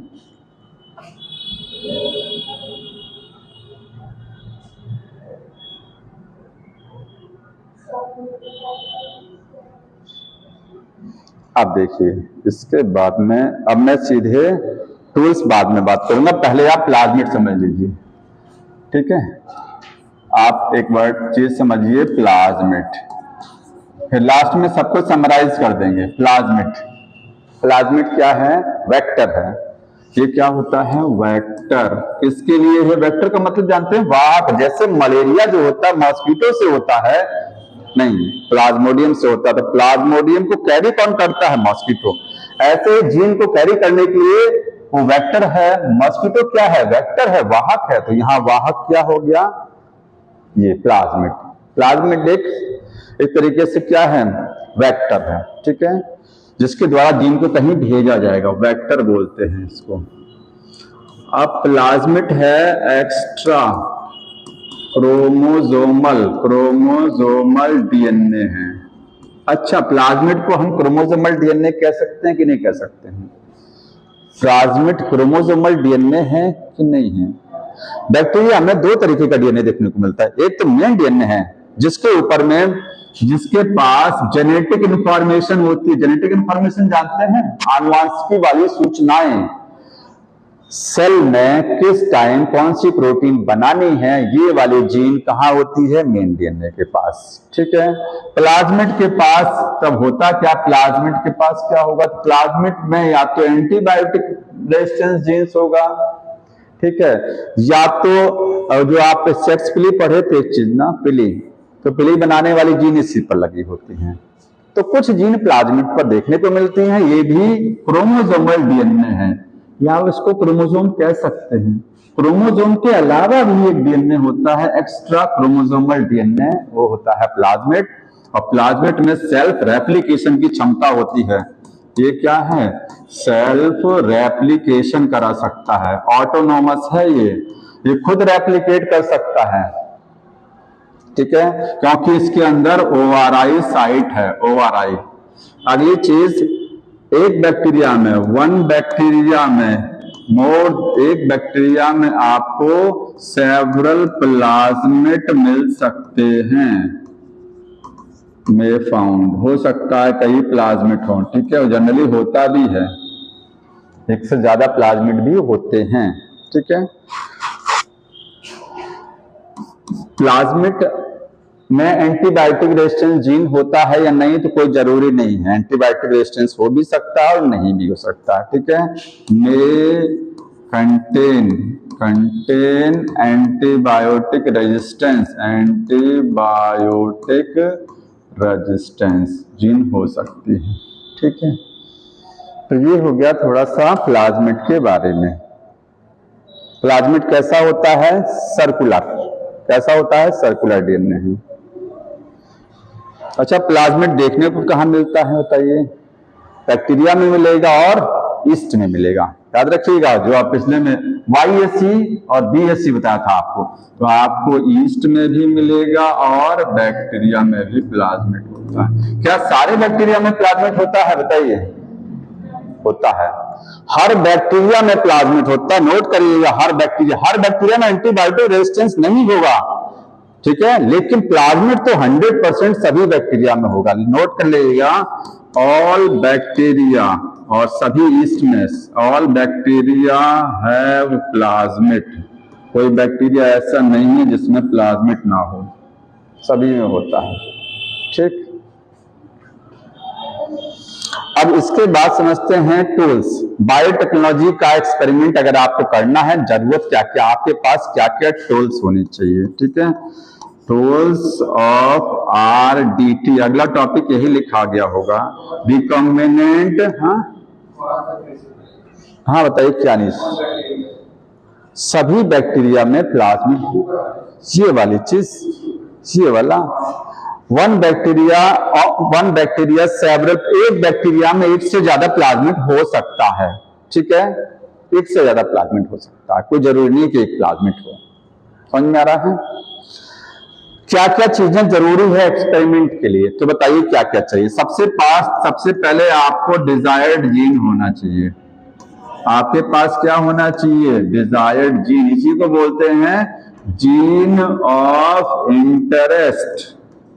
आपकी इंटरेस्ट वाले जीन, जो आप चाहते हैं जीन, ठीक है। एक्सपेरिमेंट करें तो आपके पास एक जीन होना चाहिए। अच्छा, इसी को बोल सकते हैं एलियन डीएनए। एलियन डीएनए जानते हैं? एलियन डीएनए बताइए क्यों बोलते हैं इसको? क्योंकि जब आप जीन को भेजेंगे तो जिस सेल में भेजा जाएगा, होस्ट सेल में, उसके लिए ये जीन फॉरेन है, उसके लिए बाहर की जीन है, जिस सेल में आप इसको भेज रहे हैं। इसको फॉरेन जीन भी बोलते हैं, फॉरेन जीन, ठीक है, या डीएनए। दूसरा क्या चाहिए बताइए, एक आपके पास प्लाज्मिड होना चाहिए। प्लाज्मिड कोई जरूरी नहीं है प्लाज्मिड हो, आपके पास एनिमल में अगर आपको जीन को क्लोन कराना है तो क्या यूज करेंगे भाई, प्लाज्मिड।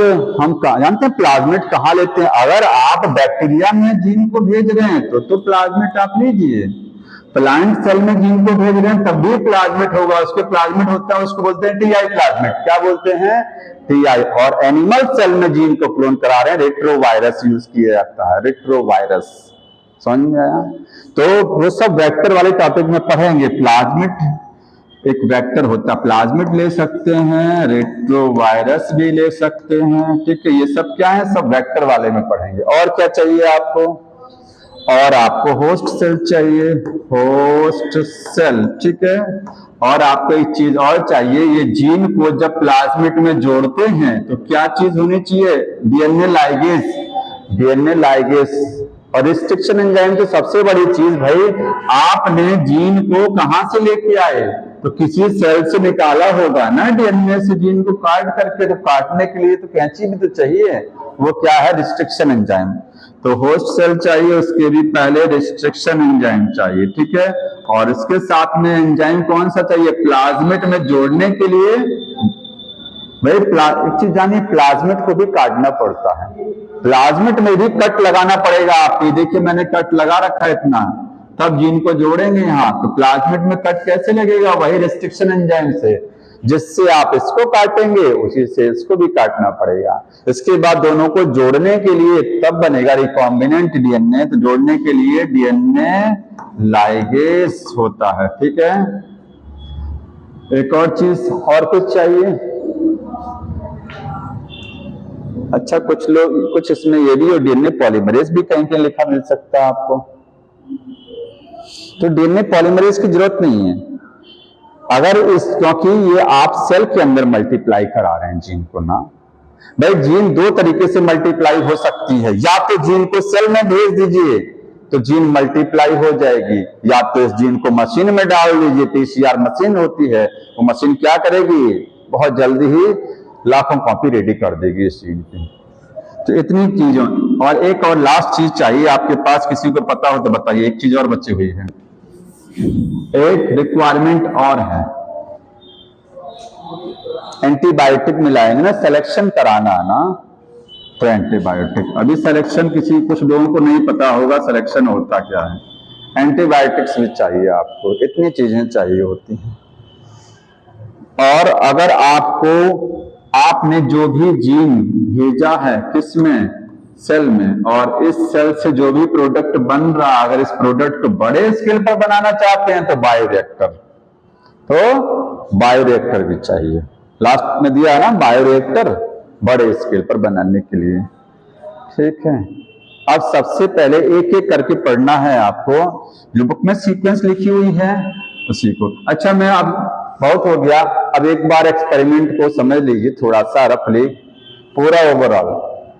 आपके पास ये सेल है, ठीक है, इस सेल में ये डीएनए है, ये सेल मान लीजिए हमारी सेल हो सकती है, किसी प्लांट की हो सकती है, ठीक है, या कोई बैक्टीरिया की सेल हो सकती है। बैक्टीरिया तो अकेला एक सेल ही तो है ना, बैक्टीरिया अपने आप में एक सेल है।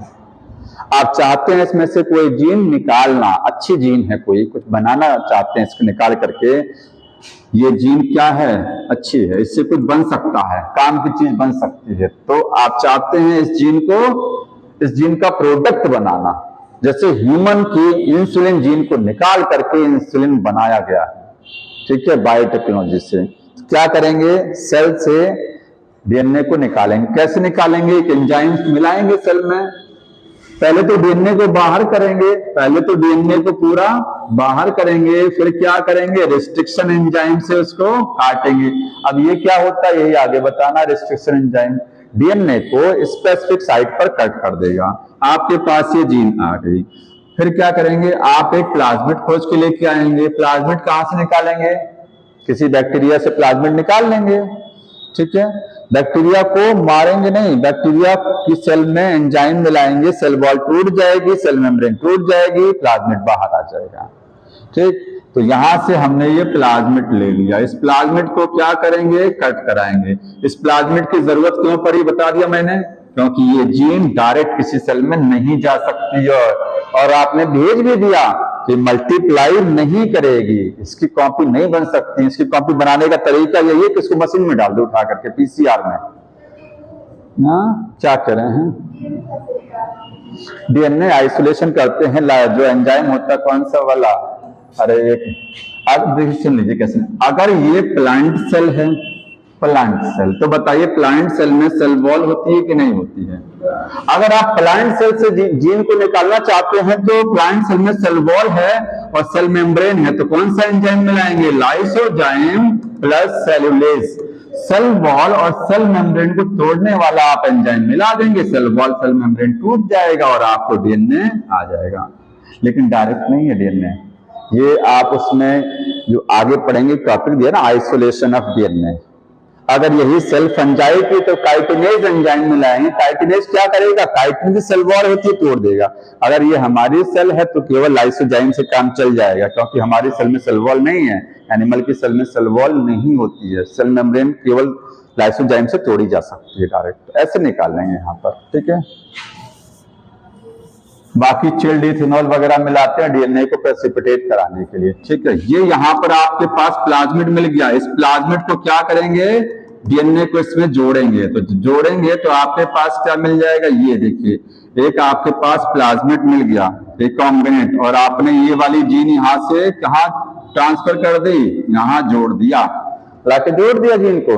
अब ये डीएनए बन गया, इस डीएनए को क्या बोलेंगे, रिकॉम्बिनेंट डीएनए। ये बन गया रिकॉम्बिनेंट डीएनए, ठीक है। इसी का एक नाम और होता है, क्या बताएगा, हाँ आर नहीं, रिकॉम्बिनेंट डीएनए और क्या बोलते हैं इसको, काइमेरिक डीएनए एक और होता है, काइमेरिक, नोट कर लीजिएगा वहीं पर, काइमेरिक डीएनए, ठीक।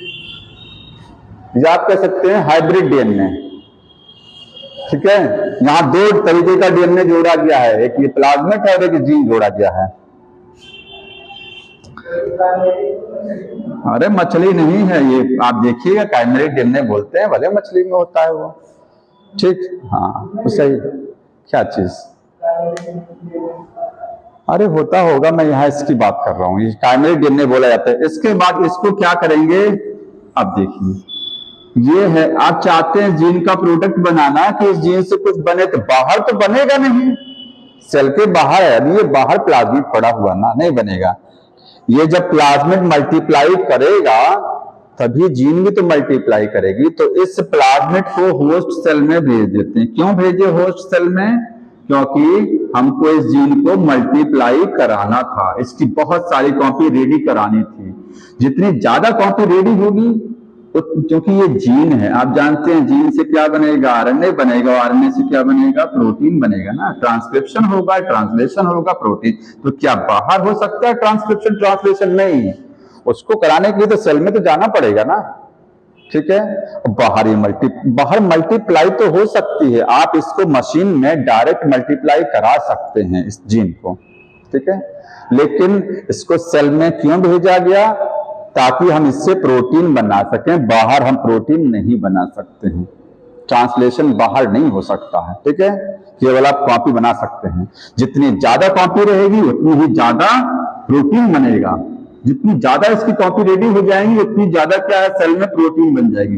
तो हमने प्लाज्मिड को भेजा, ठीक है, प्लाज्मिड में ये जीन लगा हुआ था। अब ये जीन क्या है, जब ये सेल में पहुंचा, ध्यान सुनिएगा, जब ये सेल में पहुंच गया, अब ये प्लाज्मिड क्या है, डिवाइड करेगा और प्लाज्मिड अपनी मल्टीपल कॉपी बनाएगा।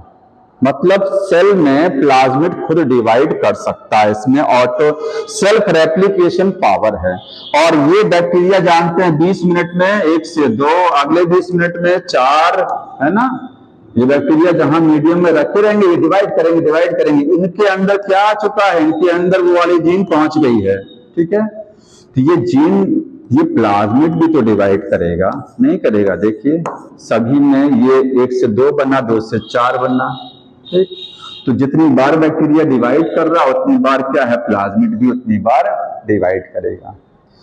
एक बैक्टीरिया में प्लाज्मिड कई बार डिवाइड कर सकता है, ध्यान रखिएगा, कई बार डिवाइड कर सकता है। ठीक, तो जब ऐसा हो जाएगा उसके बाद क्या होगा, ये जो जीन आपने भेजी थी, ये जीन क्या है, इसमें वही ट्रांसक्रिप्शन ट्रांसलेशन करके क्या बनाएगी, कोई प्रोडक्ट बनेगा, और प्रोडक्ट को आप यहां से निकाल लेंगे। फॉर एग्जांपल आपने इंसुलिन बनाया था, तो इंसुलिन यहां से आपको मिल जाएगा। अब थोड़ा सा, हाँ बताइए कुछ। जेल इलेक्ट्रोफोरेसिस जानते हैं कहां करेंगे, ये आपने डीएनए काटा, काटने के बाद में इस डीएनए को अलग करना है इस मेन डीएनए से, तो जेल इलेक्ट्रोफोरेसिस वहां की जाती है। भाई आपके पास ये डीएनए है, आपने ये छोटा सा टुकड़ा काटा, तो क्या आपके पास कोई चिमटी है पतली सी कि उसको यहां से उठा के अलग कर लो, कैसे अलग करेंगे ना। मिक्सचर में डीएनए, ये सेल से डीएनए निकाला, डीएनए कहीं पड़ा हुआ है, आपने एंजाइम मिलाया, कट कर दिया, कटा हुआ हिस्सा तो वहीं तैर रहा ना, तो कैसे उठाएंगे उसको, पता ही लगेगा। तो इलेक्ट्रोफोरेसिस में उसको ना जेल में फंसा लेते हैं मशीन से, फिर जेल को काट के अलग कर लेते हैं। ऐसे ही प्लाज्मिड है, तो प्लाज्मिड से कटा हुआ हिस्सा अलग हो जाएगा, और ये प्लाज्मिड हमको ये वाला चाहिए कि ये वाला जो हमने काट के निकाला वो नहीं चाहिए ना, हमको ये पार्ट चाहिए। तो ये पार्ट कैसे मिलेगा, इलेक्ट्रोफोरेसिस से मिलेगा। ठीक है, एक टॉपिक दिया रिस्ट्रिक्शन एंजाइम, उसको देखिए। अब एक एक करके हम आगे बढ़ रहे हैं, देखिए। हाँ बताइए।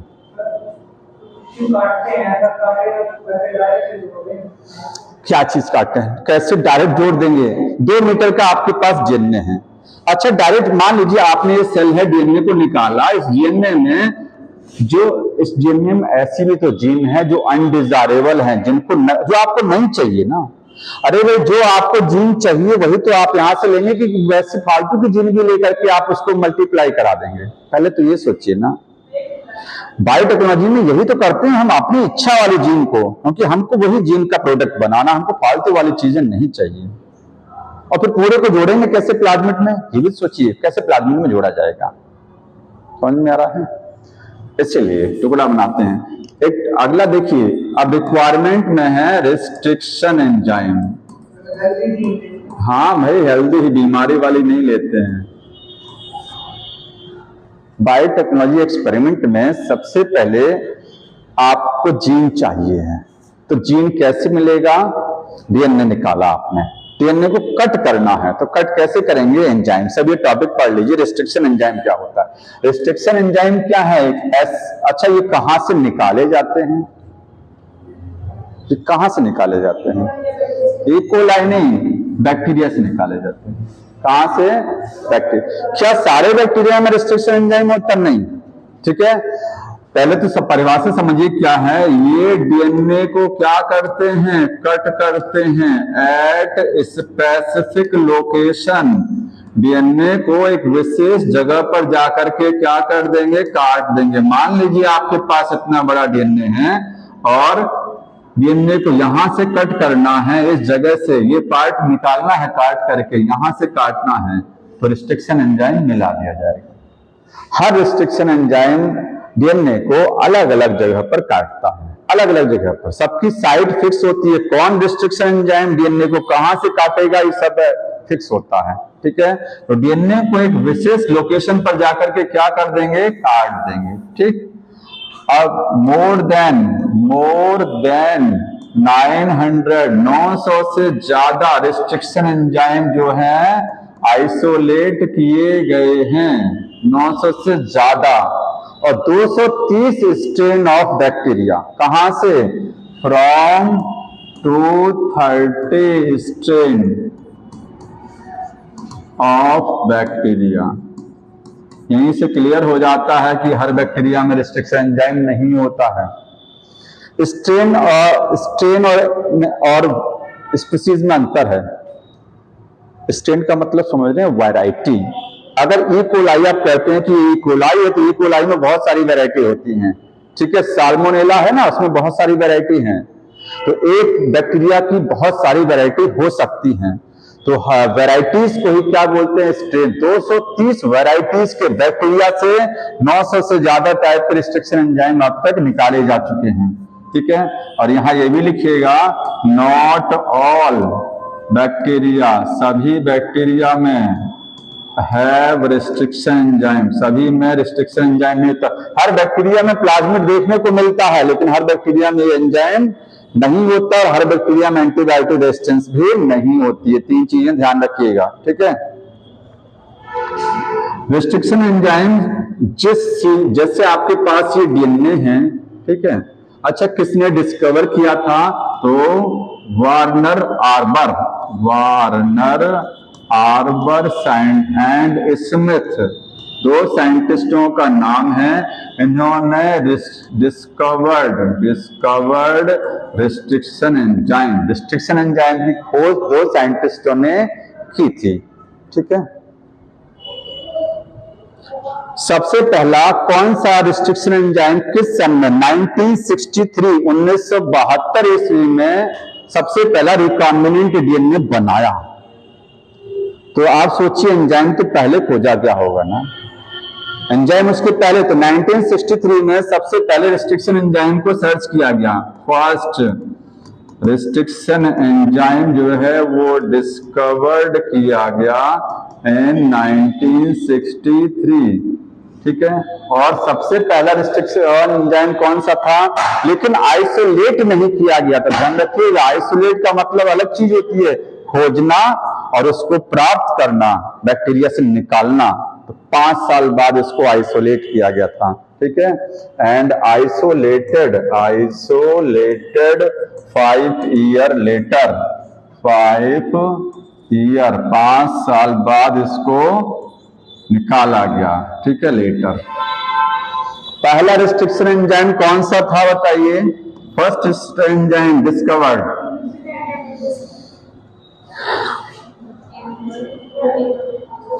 बताओ जी। फर्स्ट रिस्ट्रिक्शन एंजाइम डिस्कवर्ड, हाँ, हिंड सेकंड, पहला डिस्कवर्ड नहीं था, फर्स्ट था, हिंड फर्स्ट। किताब में सेकंड लिखा ना, डिस्कवर्ड अलग है, फुल्ली डिस्कवर्ड अलग है। उसको पूरी, जैसे आपने पढ़ा था जिब्रेलिक एसिड में GA1 2 3 पढ़ा था ना, GA2 GA3, तो GA3 बोलते थे first gibberellic acid isolated, discovered GA1 था। लेकिन ऐसा जिब्रेलिक एसिड जिसके बारे में पूरी जानकारी प्राप्त थी वो GA3 था। इसकी पूरी जानकारी प्राप्त नहीं थी, भले खोज लिया गया था। ऐसे ही रिस्ट्रिक्शन एंजाइम हिंड सेकंड ऐसा था जिसकी पूरी जानकारी हमको उसी की पहले मिली थी। खोजने पहला तो खोजा गया था हिंड फर्स्ट, लेकिन उसकी कंप्लीट इंफॉर्मेशन नहीं थी, कंप्लीट थी हिंड सेकंड की, ठीक। समझ में आया? तो लिखेंगे first fully described restriction enzyme discovered, जो खोजा गया पूरी जानकारी के साथ में, वो क्या था? हिंड सेकंड था, ठीक है।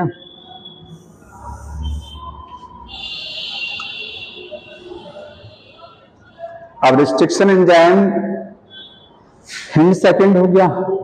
अब थोड़ा समझिए नाम वाम कैसे रखते हैं रिस्ट्रिक्शन एंजाइम का, कैसे नॉमेनक्लेचर किया जाता है, ठीक है। नॉमेनक्लेचर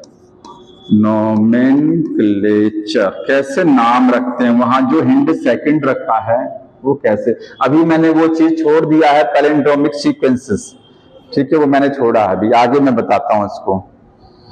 नॉमेनक्लेचर कैसे करेंगे, या पहले उसी को समझ लीजिए। सीक्वेंस चल रही है, रिस्ट्रिक्शन एंजाइम जो है किस सीक्वेंस को पहचानते हैं कि हमको डीएनए में कहां कट लगाना है।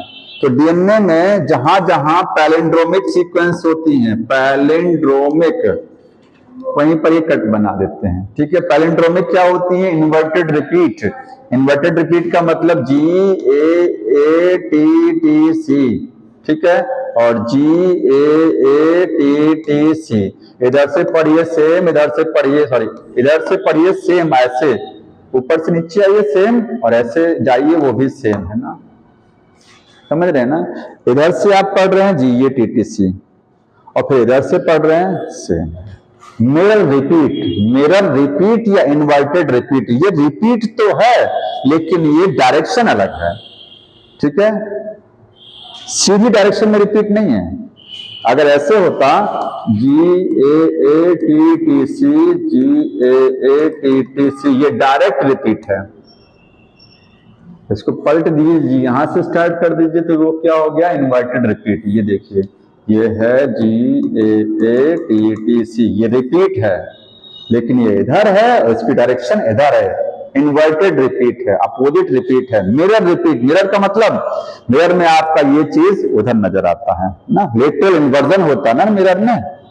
हाँ, तो यही इन्वर्टेड, इसी को बोलते हैं palindromic sequence. Restriction enzyme recognize करते हैं, रिकॉग्नाइज पैलिंड्रोमिक सीक्वेंसेस को, पैलिंड्रोमिक सीक्वेंसेस को पहचानते हैं। ठीक है, पैलिंड्रोमिक को। रिस्ट्रिक्शन एंजाइम दो प्रकार के हैं, कुछ बाहर कट लगाते हैं डीएनए पर, कुछ अंदर कट लगाते हैं। जो बाहर कट लगाएंगे, बाहर का मतलब समझते हैं, अगर ये डीएनए है, जो एंजाइम बाहर से डीएनए को काटता है, बाहर कहीं, वो एक्सोन्यूक्लियस है, और जो डीएनए को कहीं अंदर कट लगाता है वो एंडोन्यूक्लियस। तो दो तरीके का रिस्ट्रिक्शन एंजाइम भी होता है। ठीक है, उस चीज को नोट कर लीजिएगा। इसके दो प्रकार हैं, ये एक्सोन्यूक्लियस और एंडोन्यूक्लियस।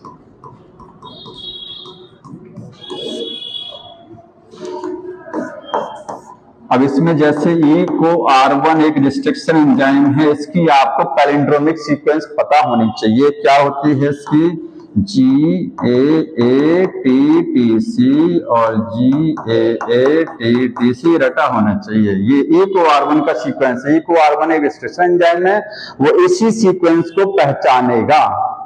और रिस्ट्रिक्शन एंजाइम जो होते हैं ज्यादातर मोस्टली डीएनए को कट करते हैं अंदर से, बीच में कहीं, लेकिन किस जगह कट करते हैं, पैलिंड्रोमिक सीक्वेंस के बीच में काटते हैं कि कहीं किनारे से काटते हैं, बीच में नहीं काटते हैं। रिस्ट्रिक्शन एंजाइम दो प्रकार के हैं। ज्यादातर रिस्ट्रिक्शन एंजाइम पैलिंड्रोमिक सीक्वेंस को जब पहचानते हैं तो उसको मिडिल से, बीच, सेंटर से थोड़ा सा अवे, ये लाइन लिखा है, सेंटर से, पैलिंड्रोमिक सीक्वेंस में जो सेंटर है वो ये है, सेंटर से थोड़ा सा हट के मतलब यहां से भी काट सकते हैं और यहां से भी। तो यहां से कटता है इसमें, और ऐसे इसमें यहां से कट करेगा। ठीक है, तो इस चीज को ध्यान रखिएगा, नोट कर लीजिएगा कि away from the centre, centre से थोड़ा सा। ऐसा नहीं है कि सारे रिस्ट्रिक्शन एंजाइम यही काम करते हैं। कुछ रिस्ट्रिक्शन एंजाइम पैलिंड्रोमिक को एकदम बीच में से काटते हैं, एकदम मिडिल से। मान लीजिए कोई सीक्वेंस है, ये CCA और ACA, ठीक है, और इधर से लिखेंगे, इधर से भी सेम और इधर से भी, तो वो कट कहाँ लगाएंगे, बीच में लगाते हैं, किनारे कट नहीं लगाते हैं। इसी के आधार पर आपने अगर ये पढ़ा होगा कि स्टिकी एंड होता है ब्लंट, स्टिकी एंड जानते हैं ना, तो ये स्टिकी एंड बना, तो एक होता है ब्लंट एंड। जो रिस्ट्रिक्शन एंजाइम बीच में सीक्वेंस को कट करता है वो ब्लंट एंड बनाता है, वो स्टिकी नहीं बनता है फिर। ठीक है, तो अगली बार बाकी और समझ लीजिएगा, इसके आगे बढ़ा देंगे, या थोड़ा सा ऐसी बेसिक था ये, उसमें कुछ। ठीक है,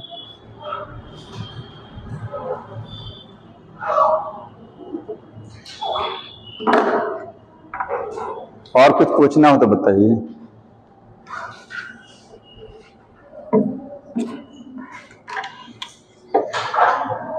इसको पढ़ लीजिएगा, क्योंकि बायोटेक्नोलॉजी इतना थोड़ा सा आसान नहीं, जब आप पढ़े रहेंगे तो आपको समझ में आएगा नहीं, ये कहां से जीन कहां गया ये समझ में नहीं आता जल्दी से। ठीक है, तो थोड़ा सा पढ़ के आएंगे और इसके एक रिस्ट्रिक्शन एंजाइम इसी को आगे बढ़ाएंगे। ठीक है, और आगे फिर प्लाज्मिड बताएंगे, वेक्टर जो होता है, और कैसे जीन को क्लोन कराया जाता है।